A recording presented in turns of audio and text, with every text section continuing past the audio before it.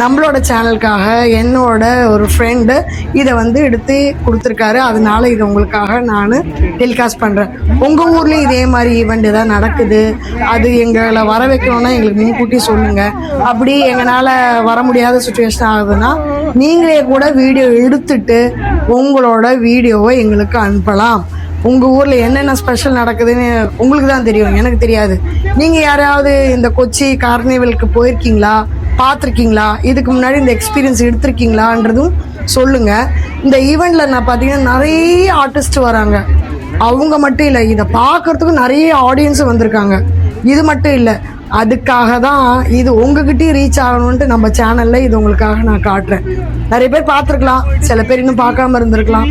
அதனால இது நிறைய உங்களுக்கு ஒரு செக்மெண்ட்டாக வருவாங்க. ஒரு செக்மெண்ட்டில் அவங்க வந்து காட்டுவாங்க அந்த குழந்தைங்க படிக்கிறது எப்படி.